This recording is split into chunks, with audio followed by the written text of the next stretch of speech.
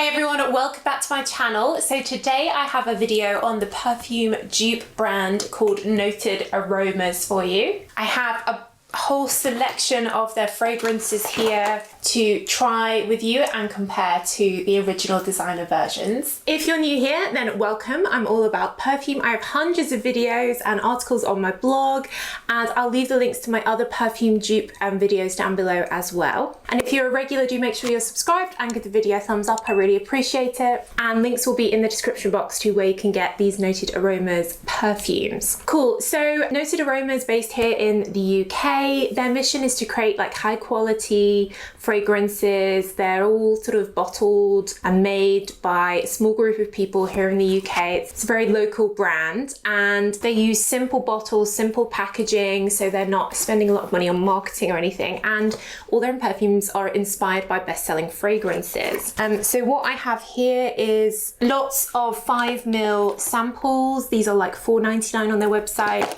This is a 50ml, then $19.99. Then the 100ml are $29.99, so super affordable. I think I'm gonna start with Monte Carlo. So this is inspired by Maison Francis Coq de Jean Baccarat Rouge 540, the perfume with the longest name ever.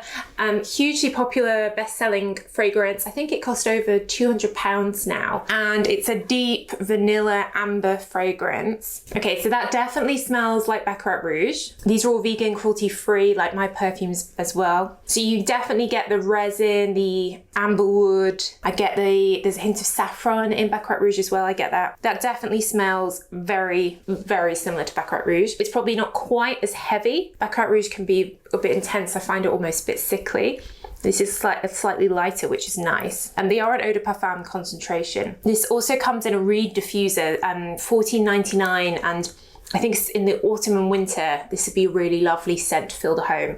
Okay, so I'm definitely Soki approved. Monte Carlo smells like Baccarat Rouge. Okay, so next up we've got one called Bangkok, and this is inspired by YSL Black Opium. Black Opium, another best-selling fragrance, jasmine, coffee beans, vanilla. So let's see. Yep. Yeah, that definitely smells very similar to Black Opium. I'd say it's not quite as sweet. Let me go and get Black Opium so I can compare them. Okay, so here's Black Opium, which I don't think is vegan and cruelty-free. Let's spray this and compare. Yeah, so Black Opium is supposed to have a pear top note, and I've never really got it. In this Noted Aromas version, I do get some of the pear top note.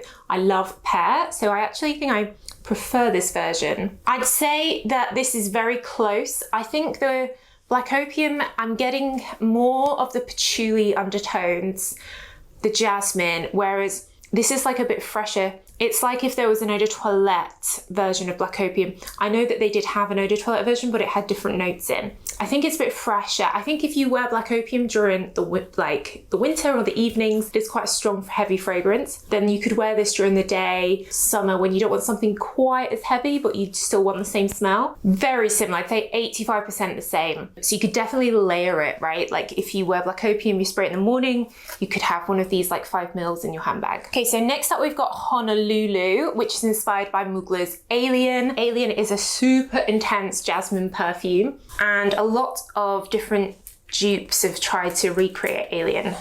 Oh wow. So it definitely has that hit that Alien has. I definitely get Alien vibes, jasmine. I'm actually getting a little bit more of a musky feel. Again, it feels a bit softer. I think it's very much like the Alien dry down. When you've been wearing Alien for like an hour or so, some of the deeper woody tones come out. I think that's what I'm getting. It doesn't have that sickly jasmine feeling that Alien has. So again, I think I prefer this. Yeah, I think it's similar. I think it doesn't have that same overwhelming jasmine that Alien has. So next we have Marseille, which is a dupe of COCO Mademoiselle from Chanel, the #1 best-selling fragrance worldwide. I wore this for years. My mom wears this, so I'm very familiar with the scent. That smells like Coco Mademoiselle, 100%. And immediately makes me think of Mum. Hi Mum, if you're watching.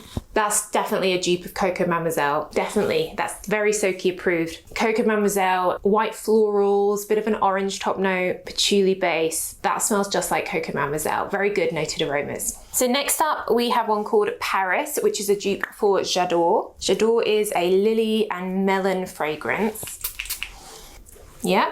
Yeah, definitely smells like J'adore. I'm really getting the melon that really lifts J'adore. Yeah, I really do quite like J'adore because the melon, and I think there's a pear in here, yeah, really lift the white floral bouquet so it's not too heavy. Yeah, I'd say that reminds me of J'adore Eau de Toilette. Yeah, it's like so fresh. I'm really getting the melon. There aren't many melon perfumes in the world, so if you like melon, you should definitely try this. Yeah, that's really pretty. I think that's definitely a summer or fresh perfume. Yeah, really pretty, really like that. Okay, next up we have Sienna, which is a dupe for Marc Jacobs Daisy. Okay, it definitely has a daisy feel to it. Daisies are very light floral, and I personally think it's really overpriced. It's an eau de toilette. I think it's like 70 or 80 pounds. People buy it for the bottle because it has the big flowers on it. It's definitely got that lightness. It's like a fresh floral. There's no real sweetness. Yeah, violet leaves. It definitely is similar to Daisy. I'd say like 85 to 90% the same. I think it is just as light. Interestingly, this is an eau de parfum, whereas Daisy is an eau de toilette. Yeah, I'd say pretty good dupe for Daisy and definitely better price. So next we have Sophia, which is a dupe for Gypsy Water from Byredo. I know that is one of their best sellers. It's a very light fragrance. But Byredo are so expensive. I think recently bought by, I want to say Estee Lauder. Yeah, that definitely gives me Gypsy Water vibes. Very clean, fresh citrus. Very, very unisex. You've got lots of bergamot, slightly zesty lemon smell, and juniper berries, which gives it an aromatic undertone, very calming, relaxing scent. Yeah, I think that's a good dupe for Gypsy Water. And yeah, I really don't recommend spending all that money on Gypsy Water when you can get something so similar. I do find the lighter Byredo fragrances not great value for money. The heavier ones, fine, but the lighter ones, it's like really expensive. And then lastly, in this 50ml, I have one called Amalfi, which is inspired by Tom Ford's Mandolino di Amalfi, so mandarin orange. I do love fresh orange. I love Acqua di Parma's mandarin perfume as well, but I find both of them, the Tom Ford and Acqua di Parma, really expensive. Super fresh. Definitely very similar to the Tom Ford. Really refreshing lemon. So you've got lemons, there's a hint of grapefruit as well, which really gives you that refreshing vibe that you'd want in in the hot Amalfi coast in Italy. It's got orange blossom in here and some vetiver. Very unisex, very pretty summer lemony fragrance. Yeah, that's really nice. Definitely recommend that over the Tom Ford, which is super expensive. Tom Ford now, I think fully sold to Estee Lauder. Very unisex. I think I'll be sharing this with my partner, Stephen. I think he'd like this, and he is Italian as well. The packaging was really simple, really nice. Came in this cute little Noted Aromas box. And they do candles in some of these fragrances, Maxwell's, wax melts, and diffusers. So links in the description. I do have a discount code for you, which I'll leave in the description as well. But you must let me know if you've tried any of the Noted Aromas perfumes. What do you think? Which is your favorite? Which do you recommend? I can see from the reviews on their website that a lot of people are using these as a replacement for the designer scents. And I do think the price point is excellent. And of course, lots of designer brands aren't vegan and cruelty free yet. So yeah, really enjoyed exploring that. And yeah, let me know your thoughts in the comments. That's it, guys. Thank you so much for watching as always, and I'll see you in the next video. Bye.